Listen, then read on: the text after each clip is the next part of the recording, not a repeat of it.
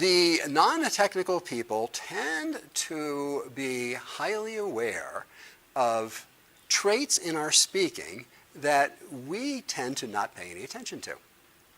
For instance, if you were to ask, I don't know, what would here would say, anybody would say, what's the stereotype of a geek, techie kind of person talking? Anybody got a?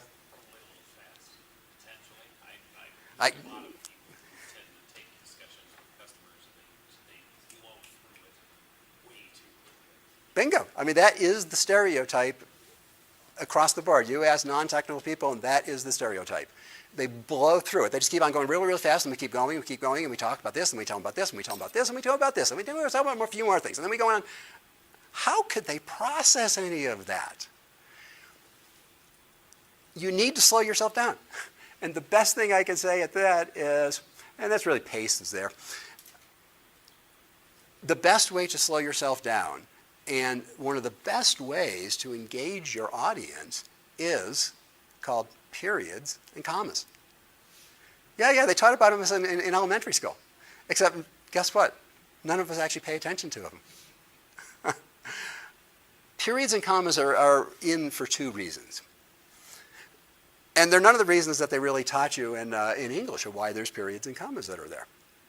Periods and commas are put into sentences for, one, giving the speaker a place to breathe. Two, giving the listener a place to process. And that's what we take and cheat them when we go real fast. It's bad enough if you go really, really fast on the words, but if you stop for a second and then go really, really fast again, at least they have a little bit of time to process. So if you can't slow yourself down, at least breathe at the period. And you know what the person on the other side is going to say? Hallelujah, this person knows how to breathe. So, pace. You're right, it is the number one killer, is just pace. Slow down. You know, we're not in a rush. If we're in that much rush, we're trying to tell them too damn much information. That's the bottom line. Slow down. Tell it to them at a level that they'll absorb it. Vocal qualities. Vocal qualities would be things like the pitch of your voice. Do you talk really high, like, Pee Wee Herman, or you talk real down low? Another tonal quality would be, do you talk real edgy, or are you real airy, like Marilyn Monroe? Or are you real rough, like, Louis Armstrong? So all those kind of qualities mean things to these aliens. To us, they don't mean anything. It's like, I don't know, you got a high voice, so what? You got a low voice, so what? They take that as actually having meaning and communication in those pitches and tones.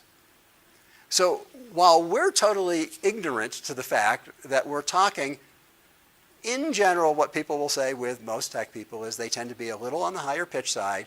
They're monotone, meaning we just keep using the same note for every single word, and we don't use any other note, and we just keep going on the same note forever and ever and ever. And we're really, really boring when we keep going on the same note. And now if we're really fancy, we go on the same note, and every once in a while we use another note. So we have two notes then. Then we're really, you're talking good when you got two notes. Those qualities, though, are a language that these people speak when they're talking about body language, when they're talking about facial languages. They don't tell you they're also listening to those tonal qualities in pieces of language. It's the language we don't get. We don't process that way. We're out of that neurotypical thing. But guess what? They don't get what we process. And hey, what we process pays better, so I'll stay over there. So vocal qualities, you got to watch out for them. Some of the absolute worst ones you can have is that real edgy, arrogant, like I'm really pissed off kind of attitude type voice. And if you don't know what it sounds like, we all work around IT, just wait till somebody in the department's arrogant and edgy and being pissed off and listen to it. And don't sound like that, because it will immediately turn the person off, and no matter what you say, even if it's the absolute best solution in the world, they will just, you've tuned out, they've shut you down, they will not listen to you. Then, too much tech. It's not enough story. You got to have story, not tech, if you're talking to people who live in the user story land. Going too long. Just going too long on a subject. Again, that's the trying to cover too much. And I don't mean telling too long that, you've got a lot of things you've got to cover and it's going to take, an hour and a half meeting.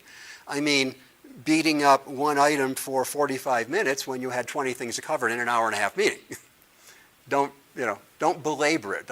Make the point, move. And this last one is kind of a hard one for all of us, and it's called lack of connection. And these people live and thrive on what they call connections. And to them, connection, I don't know, it's this diffuse term. You can't get anybody to define it, but everybody can tell you when they don't feel connected. And to me, it's the Barney hug syndrome. It's those groups that just all want to be just one big happy family, and we're just all going to be happy together.